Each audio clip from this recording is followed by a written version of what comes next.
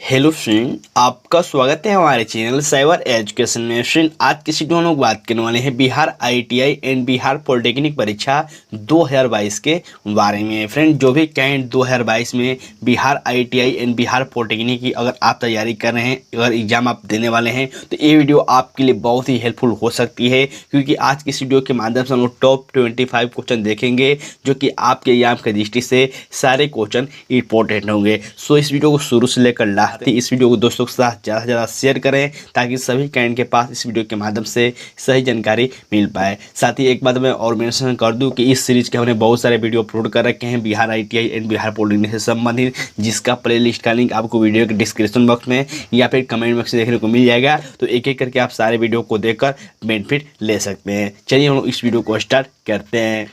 So friend, यहाँ से देख सकते हैं मैंने इस क्वेश्चन के पीडीएफ को ओपन कर रखा है। तो चलिए हम लोग एक एक करके सारे क्वेश्चन को देखते हैं। इससे पहले आपसे रिक्वेस्ट है कि इस वीडियो को शुरू से लेकर लास्ट तक देखें, और वीडियो के नीचे कमेंट करके आप अपना स्कोर जरूर शेयर करें कि आपने कितने क्वेश्चन का राइट आंसर दिया हुआ है। मेरे बहुत कहने के बाद भी बहुत ऐसे कम कैंडिडेट होते हैं जो कि अपना आंसर कमेंट बॉक्स में शेयर करते हैं। हालांकि मुझे 2-4 ऐसे बच्चे देखने को मिलते हैं जो कि हर क्वेश्चन का आंसर देते हैं, साथ ही कमेंट बॉक्स में खत्म होने के बाद वीडियो में अपना स्कोर भी शेयर करते हैं कि हमने इतना सही किया है। ठीक है, तो आपसे भी रिक्वेस्ट है कि आप वीडियो को लास्ट तक देखें, और वीडियो के नीचे कमेंट करके आप लास्ट में अपना स्कोर शेयर करें कि आपने 25 क्वेश्चन में से कितने क्वेश्चन का राइट आंसर दिया हुआ है। ठीक है, साथ ही एक बात मैं और मेंशन करता हूं कि अगर आप इस क्वेश्चन का पीडीएफ चाहते हैं तो सबसे पहले आपको टेलीग्राम ग्रुप को ज्वाइन कर लेना होगा, जिसका लिंक आपको वीडियो के डिस्क्रिप्शन बॉक्स में देखने को मिल जाएगा। फर्स्ट क्वेश्चन यहाँ पे देख सकते हैं फ्रेंड, मेंशन किया गया है, इंडिया विंस फ्रीडम पुस्तक आत्मकथा है।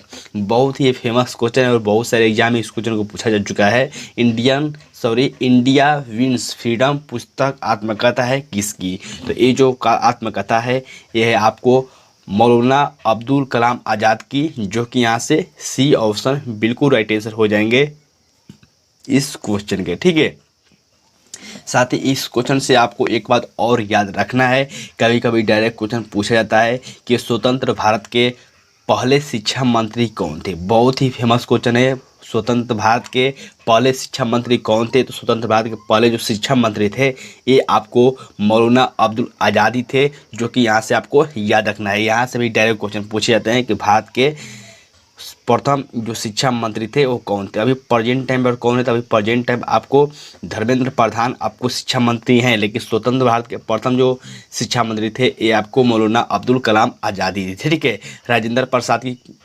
डॉक्टर राजेंद्र प्रसाद की बात करें तो ये भारत के प्रथम राष्ट्रपति थे। जवाहरलाल नेहरू ये भारत के प्रथम प्रधानमंत्री थे। ठीक है, जो कि आप सभी कैंडिडेट को याद होना चाहिए। नेक्स्ट यहाँ देखिए मेंशन किए गए, त्रिपुरा की राज्य भाषा है।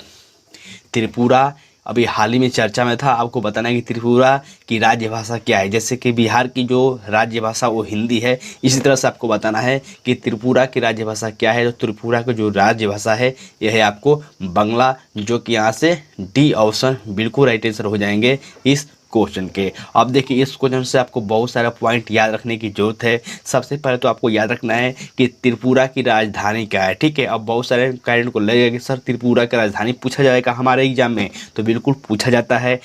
आपके जितने भी स्टेट हैं, अभी हमारे वर्तमान में 28 राज्य हैं, और 28 राज्य होने के साथ आपको 8 केंद्र शासित प्रदेश है। ठीक है, तो आपको याद रखना है कि अभी हमारे देश में, भारत में जो राज्यों की संख्या कितनी है वो आपको 28 है, और केंद्र शासित प्रदेशों की संख्या कितनी है वो आपको 8 है। ठीक है, तो आपको सारे राज्य की राजधानी आपको याद होनी चाहिए, क्योंकि किसी भी राज्य की राजधानी पूछी जा सकती है। तो जैसे कि हम लोग बात करें त्रिपुरा की, तो त्रिपुरा की राजधानी है अगरतला, जो कि आप सभी कैंडिडेट को याद होना चाहिए। और अभी हाल ही में त्रिपुरा के नए सीएम बने हैं मानिक शाह। त्रिपुरा का भी नए सीएम कौन बने हैं? ये बने हैं मानिक शाह, और इसके प्रेजेंट टाइम पर राज्यपाल है रमेश बैस, जो कि आप सभी कैंडिडेट को ये बातें याद होनी चाहिए। मैं जब भी ये बातें रिपीट करता हूँ कि राज्य राजधानी या फिर मुख्यमंत्री का नाम, देखो अगर ऐसे आप याद करेंगे तो फिर आपको लंबे समय तक याद भी रहेगा, और बार बार क्वेश्चन रिपीट होते रहते हैं। इससे आपको क्वेश्चन हमेशा के लिए याद भी हो जाते हैं। ठीक है, नेक्स्ट क्वेश्चन देखिए मेंशन किया गया है, भारतीय भाषाओं में हिंदी के बाद विश्व की कौन सी भाषा अधिकतम बोली जाती है? बहुत ही फेमस क्वेश्चन है और बहुत ही महत्वपूर्ण क्वेश्चन है। क्वेश्चन क्या मेंशन किया गया है, भारतीय भाषाओं में हिंदी के बाद विश्व की कौन सी भाषा अधिकतम बोली जाती है, यानी कि भारतीय भाषा। सबसे पहले तो आपको याद रखना है कि किस अनुसूची में भाषाओं का जिक्र किया गया है, तो ये अनुसूची है 8। ठीक है, अनुसूची 8 में ये आपको भाषाओं का जिक्र किया गया है। साथ ही आपको याद रखना है कि मूल संविधान में भाषाओं की संख्या 14 थी, लेकिन अभी प्रेजेंट टाइम पर ये भाषाओं की संख्या कितनी है, यह है आपको 22। ठीक है, और मैंने आपको बताया कि अनुसूची 8 में भाषाओं को यहाँ पे रखा गया है। ठीक है, तो हम लोग बात करते हैं कि भारतीय भाषाओं में हिंदी के बाद विश्व की कौन सी भाषा अधिकतम बोली जाती है, तो वो है आपको बांग्ला, जो कि यहाँ से सी ऑप्शन राइट आंसर हो जाएंगे। और अभी अभी मैंने बताया कि त्रिपुरा की जो राज्य भाषा है वो आपको बांग्ला है, साथ ही पश्चिम बंगाल की भी ये राज्य भाषा सेम है। ठीक है, तो बिल्कुल आप इन बातों को याद रखेंगे। अब देखिए मेंशन किया गया मलयालम। मलयालम किस राज्य की जो राज्य भाषा है, तो ये आपको केरल की है। तमिल और यहाँ पे तेलुगु आप सभी कैंट को याद होना चाहिए। जो तमिल है ये आपको तमिलनाडु की भाषा है, और तेलुगु जो है आंध्र प्रदेश की भाषा है। ठीक है, तो बिल्कुल आप इन बातों को याद रखेंगे। नेक्स्ट क्वेश्चन देखिए मेंशन किया गया है ग्रेट बैरियर रीफ किस देश में है।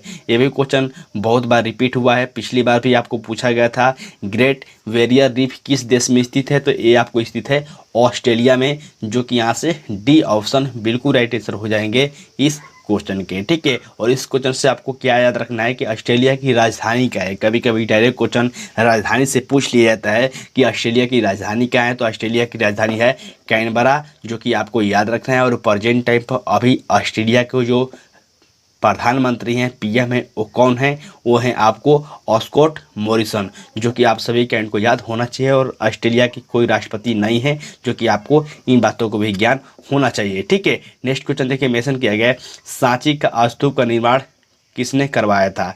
ये देखिए क्वेश्चन जिन कैंट को याद होगा उनके लिए इजी हो सकता है, लेकिन बहुत ही फेमस है। इजी होने के बाद भी इतना एक क्वेश्चन रिपीट होता है कि पूछिए मत, और आप सभी कैंट को इसका आंसर बताना ही पड़ेगा। देखिए क्वेश्चन क्या मेंशन किया गया है सांची का स्तूप का निर्माण किसने करवाया था, तो ये करवाया गया था आपको अशोक के द्वारा। और अशोक कौन थे, तो अशोक ये आपको मौर्य साम्राज्य के बहुत ही फेमस शासक थे, जिनके पिता का नाम बिंदुसार था। ठीक है, और बिंदुसार किसके पुत्र थे, तो बिंदुसार आपको चंद्रगुप्त मौर्य के पुत्र थे।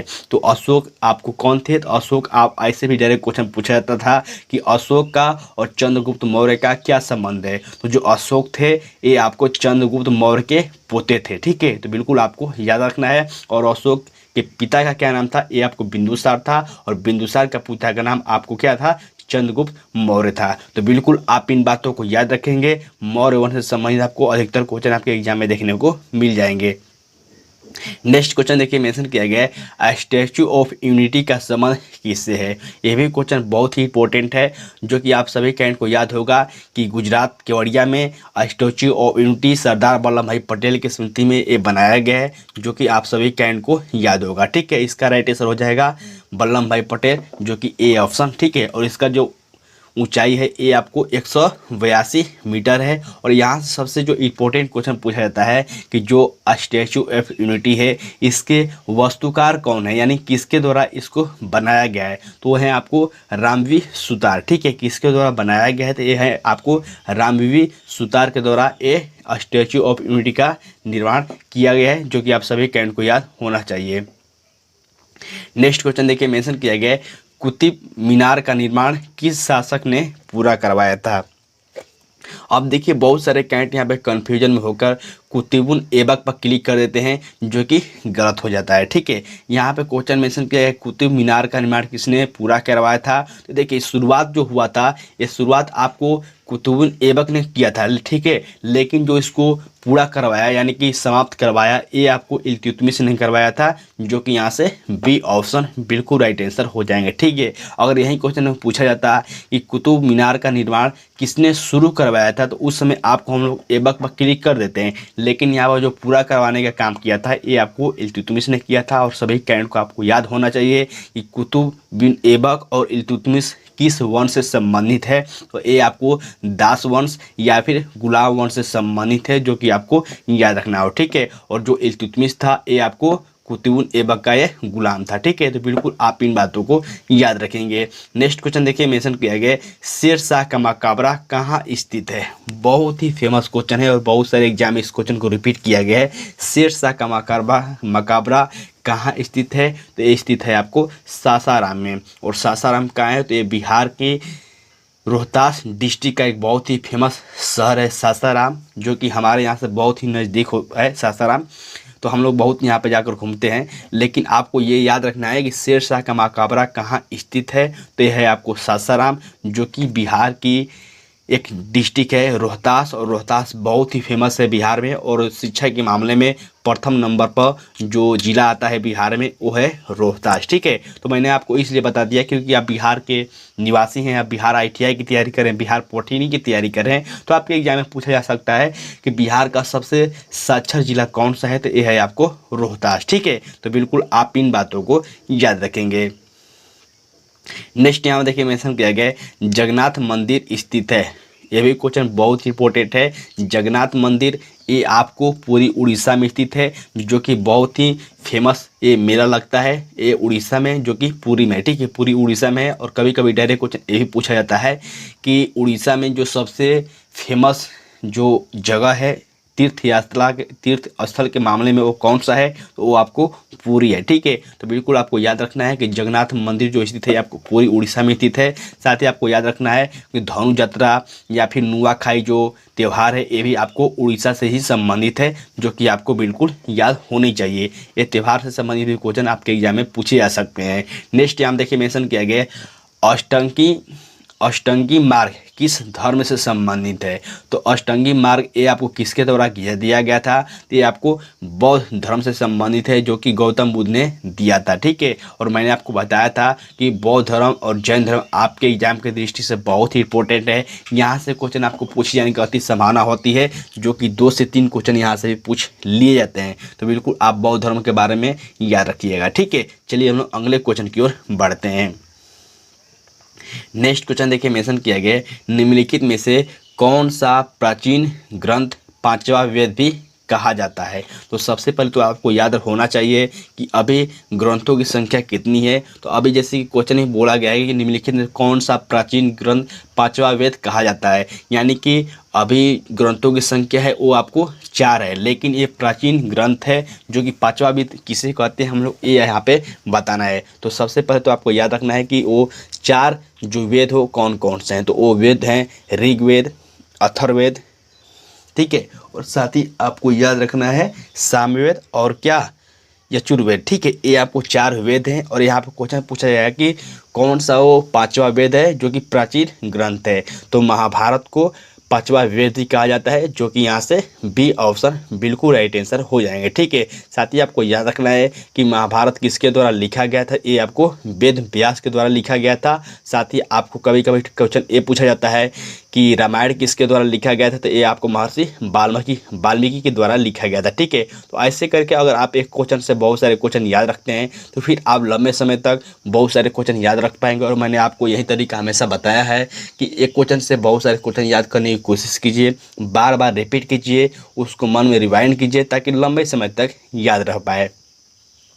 नेक्स्ट क्वेश्चन देखिए मेंशन किया गया है माइकल जैक्सन संबंधित है। तो माइकल जैक्सन बहुत ही फेमस सिंगर थे जो कि पॉप संगीत से संबंधित है, जो कि यहाँ से सी ऑप्शन बिल्कुल राइट आंसर हो जाएगा। इनका निधन हो गया है, लेकिन ये बहुत ही फेमस क्या थे, पॉप संगीतकार थे, सिंगर थे। ठीक है, नेक्स्ट क्वेश्चन देखिए मेंशन किया गया है। अब देखिए इस क्वेश्चन के बारे में मैंने आपको पूरा जानकारी बताया हुआ है कि आखिर कुचिपुड़ी किससे संबंधित है, भारतनाट्यम किससे संबंधित है। लेकिन मैं इस क्वेश्चन को यहाँ पे इसलिए लेकर आया हूँ क्योंकि ऐसे जब क्वेश्चन आते हैं कूट वाले बहुत सारे कैंडिडेट को कन्फ्यूजन हो जाता है, जो कि मैं आपको ऐसे तरीके से बता रहा हूँ कि ताकि आपको कन्फ्यूजन ना हो। ठीक है, जैसे कि मैंने आपको बताया था कि कुचिपुड़ी किस राज्य का नृत्य है, तो ये है आपको आंध्र प्रदेश का। ठीक है, कुचिपुड़ी है ये आपको आंध्र प्रदेश का नृत्य है। ठीक है, 1 का 4 होगा। ठीक है, और यहाँ में देखिए हमको सिर्फ एक ही याद है, यहाँ पे देखिए 1 का 4 सिर्फ एक ही में दिया गया है, इसीलिए यहाँ से ए ऑप्शन बिल्कुल राइट आंसर हो जाएंगे। ठीक है, मैंने आपको सिर्फ एक ही टिक लगाकर कैसे आंसर बता दिया क्योंकि यहाँ पे ए में सिर्फ यहाँ पे 1 ही 4 है। अगर यहाँ पे भी 4 होता हमको दोबारा चेक करना पड़ता, लेकिन यहाँ पे 1 ही इसलिए हमने इसको मिला दिया। एक और हम लोग चेक करते हैं, तो मैंने बताया था कि जो भारतनाट्यम है ये आपको किस राज्य से संबंधित है तो भरतनाट्यम आपको तमिलनाडु से संबंधित है, यानी कि बी का होगा 3। ठीक है, बी का होगा 3, तो बी का 3 यहाँ पे देख सकते हैं। और कथक जो है, कथक ये आपको उत्तर प्रदेश का है, तो यहाँ से हो जाएगा सी का बी। तो यहाँ पर देखिए सी का बी मेंशन किया गया, उड़ीसा, तो आपको उड़ीसा से ही होगा। ठीक है, और मैंने बताया था कि जब आपको कथक की बात किया जाए उस समय आपको उत्तर प्रदेश पर क्लिक कर देना होगा, और यहीं कथक की जगह कथकली होता है तो हम लोग केरल राज्य पर क्लिक करते हैं। ठीक है, तो बिल्कुल आप ऐसे कुट वाले आंसर ऐसे ही क्लिक करेंगे। अगर आपको 1-2 भी याद है, यहाँ से आप यहाँ पे फाइंड करके इसका आंसर दे सकते हैं। नेक्स्ट क्वेश्चन यहाँ पे देखिए मेंशन किया गया है, नवाब सुवा बंदरगाह परियोजना कहाँ स्थित है? तो ये स्थित है आपको मुंबई में। ठीक है, जो कि यहाँ से बी ऑप्शन बिल्कुल राइट आंसर हो जाएंगे इस क्वेश्चन के। नेक्स्ट यहाँ देखिए मेंशन किया गया है, बिहार में तेल शोधक कारखाना है। बिहार में तेल शोधक कारखाना कहाँ है? तो ये है आपको बरौनी में, जो कि यहाँ से सी ऑप्शन बिल्कुल राइट आंसर हो जाएंगे इस क्वेश्चन के। यहाँ से डी ऑप्शन तो बिल्कुल ऐसे ही आप छाट सकते हैं, जो कि रांची है, जो कि अभी प्रेजेंट है, वह झारखंड की राजधानी है। ये पहले झारखंड बिहार का भाग हुआ करता था, लेकिन 15 नवंबर 2000 ईस्वी में ये झारखंड अलग हो गया और रांची अभी झारखंड की राजधानी है। तो डी ऑप्शन तो होगा नहीं, जो यहाँ से आंसर हो जाएगा ये हो जाएगा बरौनी, जो कि बिहार में तेल शोधक कारखाना बरौनी में ही स्थित है। ठीक है, और बिहार के मुख्यमंत्री और राज्यपाल के नाम आपको बिल्कुल याद होने चाहिए। बिहार का भी मुख्यमंत्री कौन है? ये है नीतीश कुमार, और ये अभी राज्यपाल कौन है? ये है आपको फागू चौहान, बिहार के राज्यपाल हैं। नेक्स्ट क्वेश्चन देखिए मेंशन किया गया है, भारतीय इस्पात प्राधिकरण लिमिटेड यानी कि सेल की स्थापना कब हुई थी? तो देखिए जो इसका ऑप्शन दिया गया है ये ऑप्शन थोड़ा गलत दिया गया है। ठीक है, जो इसका राइट आंसर हो जाएगा ये हो जाएगा 1954 ईस्वी में इसका स्थापना हुआ था, जो कि यहाँ पे किसी भी ऑप्शन में दिया नहीं गया है। ठीक है, यहाँ पे बहुत सारे कैंडिडेट को लगेगा कि सर कहीं कहीं 1974 देता है, तो बिल्कुल आप भी सही बोल सकते हैं कि 1974 देता है, लेकिन मैंने बहुत सारे बुक में, लुसेंट में या फिर नेट में सर्च करके देखा कि इसका जो राइट आंसर है ये आपको 1954 ईस्वी ही है। ठीक है, और इसके प्रेजेंट टाइम पर भी अध्यक्ष कौन है? ये हैं आपको सोमा मंडल, जो कि महिला है और प्रथम महिला ये अध्यक्ष बनी है सेल की। ठीक है, तो बिल्कुल आप इस बात को याद रखेंगे। नेक्स्ट क्वेश्चन देखिए मेंशन किया गया है, देखिए ऐसे क्वेश्चन को मैंने आपको बताया था कि जो आपको नाभिकीय परमाणु संयंत्र हैं इनको नाम मैंने आपको याद करवाया था। जो कैंडिडेट हमसे पहले से जुड़े हुए हैं उन सभी कैंडिडेट को इसका आंसर मालूम होगा। ठीक है, और मैं आपसे रिक्वेस्ट करता हूं कि अगर अभी तक आप लोग उस वीडियो को नहीं देखा है, जो कि मैंने आपको काफ़ी समय से बिहार ITI बिहार पॉलिटेक्निक के लिए मैं क्लास ले रहा हूं, तो आप प्ले लिस्ट में जाकर जब भी आपको समय मिलता है आप एक एक करके सारे वीडियो को देख सकते हैं और लाभ उठा सकते हैं। ठीक है, जैसे कि यहाँ देखिए मेंशन किया गया है, तारापुर परमाणु शक्ति केंद्र, तो ये है आपको महाराष्ट्र में, यानी कि ए का होगा 4। तो यहाँ पे देखिए ए का 4 सिर्फ एक ही में है, इसीलिए यहाँ से सी ऑप्शन बिल्कुल राइट आंसर हो जाएंगे। ठीक है, और बहुत ही आसानी से यहाँ पे आप हल कर पाएंगे। ठीक है, अगर यहाँ पर 2 होता था हम लोग सब मिलाते, लेकिन यहाँ पे अब कोई मिलाने की जरूरत नहीं, क्योंकि हमको एक ही मिलाने पे इसका आंसर मिल गया है। ठीक है, मैं और चेक करके दिखा देता हूँ। जैसे कि हम लोग बात करें कायका शक्ति परमाणु संयंत्र, तो ये आपको है कर्नाटक में। ठीक है, तो यहाँ पे डी का होगा ए, तो यहाँ पे देख सकते हैं डी का यहाँ पे ए दिया गया है। ठीक है, वहीं हम लोग बात करें रावत भाटा परमाणु संयंत्र केंद्र, जो कि ये कहाँ स्थित है? तो ये आपको स्थित है राजस्थान में, और जो आपको काकरापार है ये आपको गुजरात में स्थित है। ठीक है, तो बिल्कुल आसानी से आप ऐसे क्वेश्चन को हल कर सकते हैं। नेक्स्ट यहाँ देखिए मेंशन किया गया है, IR-20 किस चीज़ की अधिक पैदावार होने वाली किस्म है? तो ये आपको चावल की अधिक पैदावार होने वाली किस्म है, जो कि यहाँ से बी ऑप्शन बिल्कुल राइट आंसर हो जाएंगे। और यहाँ से आपको याद रखना है, कभी कभी क्वेश्चन डायरेक्ट पूछा जाता है कि चावल कौन सी फसल है, रबी फसल है या फिर खरीफ फसल है। तो चलिए इसके रिगार्डिंग हम लोग 1-2 क्वेश्चन कर लेते हैं, जो कि आपके एग्जाम में पूछे जाने की अति संभावना होती है। नेक्स्ट क्वेश्चन देखिए मेंशन किया गया है, निम्न में से कौन सी खरीफ फसल नहीं है? अब देखिए अब बहुत सारे कैंडिडेट यहाँ पे जो क्वेश्चन पढ़ते हैं यहाँ पे नहीं को छोड़ देते हैं या फिर पढ़ने में मिस्टेक हो जाता है। तो यहाँ पे क्या क्वेश्चन पूछा गया है कि निम्नलिखित में से कौन सी खरीफ फसल नहीं है, यानी कि हम लोग रबी फसल को बताना है। ठीक है, यानी कि इसका मतलब हो गया क्वेश्चन का कि आप रबी फसल कौन है वो बताइए। तो देखिए रबी फसल हो जाएगा सरसों। ठीक है, जो रबी फसल हो जाएगा सरसों। रबी फसल के उदाहरण कौन से हैं? तो सरसों, मटर, गेहूँ, ये जो गर्मी के दिनों में बोए जाते हैं या फिर काटे जाते हैं, ये सब ये होते हैं रबी फसल। ठीक है, और जो ठंडे के दिनों में बोए जाते हैं जैसे कि चावल हो गया, कपास, मूंगफली, मक्का, ये सब हो जाते हैं खरीफ फसल। ठीक है, तो बिल्कुल आप इन बातों को याद रखेंगे। यहाँ पूछा गया था कौन सा खरीफ फसल नहीं है, तो ये आपको हो जाएगा सरसों, जो कि रबी फसल है। ठीक है, नेक्स्ट क्वेश्चन देखिए, मेंशन किया गया है निम्नलिखित में से किस राज्य में नलकूपों द्वारा सिंचित भूमि क्षेत्र सबसे अधिक है। यानी कि किस राज्य में नलकूप द्वारा आपको अधिक सिंचित किया जाता है, यानी कि खेतों को क्या किया जाता है, अपने सिंचित किया जाता है, तो ये है आपको उत्तर प्रदेश। ठीक, उत्तर प्रदेश में आपको नलकूपों द्वारा सबसे अधिक खेतों को सिंचित किया जाता है, जो कि यहाँ से सी ऑप्शन बिल्कुल राइट आंसर हो जाएंगे। ठीक है, जब आपको देश की बात किया जाएगा, यानी क्वेश्चन में अगर ये पूछा जाता कि किस देश में नलकूपों द्वारा अधिक संचित भूमि का क्षेत्र सबसे अधिक है, तो वो हो जाएगा पाकिस्तान। लेकिन जब राज्य की बात किया जाएगा हमारे भारत में, उत्तर प्रदेश का राइट आंसर हो जाएगा। नेक्स्ट यहाँ पे देखिए एक और कूट वाले क्वेश्चन है, लेकिन यहाँ पे अभ्यारण पूछा गया है, जो कि आप सभी कैंडिडेट को आसानी से इसका आंसर दे पाएंगे। मैंने आपको बताया था, देखिए जैसे कि हम लोग 2 3 यहाँ पर अगर मान लीजिए हमको ए भी याद नहीं है कि इसका राइट आंसर क्या है, तो आपको 1 2 भी याद होना चाहिए। ठीक है, जैसे कि मैंने बताया था कि कन्ना राष्ट्रीय पार्क जो है ये आपको मध्य प्रदेश में स्थित है, जो कि हो जाएगा सी का हो जाएगा ए। तो सी का ए यहाँ पे देख सकते हैं, सिर्फ एक ही ऑप्शन में दिया गया है, जो कि यहाँ से ए ऑप्शन बिल्कुल राइट आंसर हो जाएंगे। ठीक है, अब हमको दोबारा चेक करने की जरूरत नहीं है, लेकिन अगर आप चेक करना चाहते हो तो कर सकते हैं। और हम लोग बात करें तो देखिए पेरियार वन्यजीव अभयारण्य ये है आपको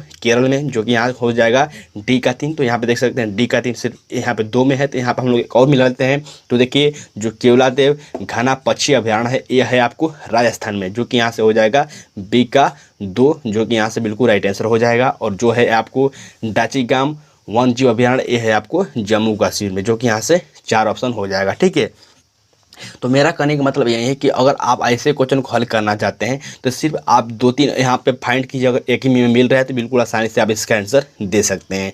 नेक्स्ट यहाँ देखिए मेंशन किया गया उत्तरी पूर्वी मानसून में सबसे अधिक वर्षा प्राप्त करने वाला राज्य कौन सा है, तो ये राज्य है आपको तमिलनाडु। और मैंने बताया था कि तमिलनाडु ऐसा राज्य है जहाँ पर जाड़ों के दिनों में भी वर्षा होती है, और किस कारण से वर्षा होती है, तो ये आपको उत्तरी पूर्वी मानसून के कारण ही आपको जाड़े के दिनों में भी वर्षा होती है। तमिलनाडु से संबंधित आपको इन बातों को याद रखना है कि तमिलनाडु के अभी प्रेजेंट टाइम पर जो सीएम है, मुख्यमंत्री कौन है, ये हैं आपको स्टालिन, और इसके जो प्रेजेंट टाइम पर राज्यपाल हैं ये हैं आपको RN रवि, जो कि आप सभी कैंडिडेट को याद होना चाहिए। नेक्स्ट यहाँ देखिए मेंशन किया गया है गंगा नदी को बांग्लादेश में किस नाम से जाना जाता है। ये भी क्वेश्चन बहुत ही इंपॉर्टेंट है और बहुत सारे एग्जाम में इस क्वेश्चन को पूछा जा चुका है। साथ ही मैं एक बात और मेंशन कर दूं कि देखिए अगर अभी तक आपने टेलीग्राम ग्रुप को ज्वाइन नहीं किया तो टेलीग्राम ग्रुप को ज्वाइन कर लीजिए। मैं ज्वाइन आपको इसलिए करने के लिए बोल रहा हूँ, मुझे कोई पैसा नहीं मिलेगा, लेकिन आपके लिए बहुत ही बेनिफिट हो सकता है, क्योंकि मैं वहाँ पे बहुत सारा यहाँ पे GK GS का ट्रिक और उसका PDF नोट्स सेंड करते रहता हूँ, जो कि आपके एग्जाम की दृष्टि से बहुत ही हेल्पफुल हो सकता है। ठीक है, क्वेश्चन क्या मेंशन किया गया है, गंगा नदी को बांग्लादेश में किस नाम से जाना जाता है, तो ये आपको पद्मा नाम से जाना जाता है। ठीक है, गंगा नदी को ही आपको बांग्लादेश में पद्मा नाम से जाना जाता है, जो कि यहाँ से ए ऑप्शन बिल्कुल राइट आंसर हो जाएंगे। नेक्स्ट यहाँ देखिए मेंशन किया गया है निम्नलिखित में से किस देश के साथ भारत की अंतर्राष्ट्रीय सीमा नहीं लगती है। यानी कि भारत का कौन सा देश है जो कि अंतर्राष्ट्रीय सीमा नहीं लगता, यानी कि पड़ोसी देश नहीं है। तो यहाँ पर जब ऑप्शन देखेंगे तो यहाँ पर चारों जो है ऑप्शन सारे जो है पाकिस्तान, बांग्लादेश, भूटान और श्रीलंका सारे जो हैं ये आपको हैं भारत के पड़ोसी देश। लेकिन यहाँ पे पूछा गया है कि अंतर्राष्ट्रीय सीमा नहीं लगती है, जो कि इसका राइट आंसर हो जाएगा श्रीलंका। अब बहुत सारे कैंडिडेट को डाउट होगा कि सर श्रीलंका भी हमारा पड़ोसी देश है, तो बिल्कुल है, लेकिन ये अंतर्राष्ट्रीय सीमा नहीं लगाता है। ठीक है, अंतर्राष्ट्रीय सीमा इसलिए नहीं लगाता है, आपने रामायण देखा होगा, जो कि आपको उस समुद्र में बांध बना गया, जो कि अभी प्रेजेंट टाइम पर पाक जल डमरू मध्य के नाम से जाना जाता है, जो कि वो जल के द्वारा जुड़ा हुआ है भारत से। ठीक है, कोई अंतर्राष्ट्रीय सीमा नहीं लगती है, इसीलिए यहाँ से डी ऑप्शन बिल्कुल राइट आंसर हो जाएंगे। नेक्स्ट यहाँ पे देखिए क्वेश्चन मेंशन किया गया है निम्नलिखित में से किसे भारत का मैनचेस्टर कहा जाता है। तो भारत का मैनचेस्टर आपको अहमदाबाद को कहा जाता है। ठीक है, लेकिन यही क्वेश्चन पूछा जाता है कि दक्षिण भारत का मैनचेस्टर किसे कहते हैं, तो दक्षिण भारत का मैनचेस्टर हम लोग कोयम्बटूर को कहते हैं। लेकिन जब क्वेश्चन पूछा जाए कि भारत का मैनचेस्टर किसे कहते हैं, तो ये हो जाएगा अहमदाबाद। ठीक है, जो कि डी ऑप्शन राइट आंसर हो जाएंगे। तो फ्रेंड आज के इस वीडियो के माध्यम से हम लोग टॉप 25 क्वेश्चन देखे हैं जो कि आपके एग्जाम की दृष्टि से सारे क्वेश्चन इंपॉर्टेंट है। तो इस वीडियो को दोस्तों के साथ ज़्यादा से ज़्यादा शेयर करें, साथ ही वीडियो के नीचे कमेंट करके आप अपना उसको ज़रूर शेयर करें। चलिए हम इस वीडियो के माध्यम से इतना ही, नेक्स्ट वीडियो के माध्यम से मिलते हैं। और अपनी तैयारी बिल्कुल आप करते रहिए, बिल्कुल आपका एडमिशन होगा और अच्छे रैंक की एडमिशन होना बहुत ही ज़रूरी है, ताकि आपको अच्छा ट्रेड इलेक्ट्रीशियन या फिर फिटर या फिर अगर आप पॉलिटेक्निक करना चाहते हैं, पॉलिटेक्निक की तैयारी करें तो उसमें भी आपको अच्छा ट्रेड मिले, अच्छा ब्रांच मिले, ताकि आपको आगे भविष्य में कोई भी दिक्कत ना हो। तब तक के लिए बाय फ्रेंड, जय हिंद।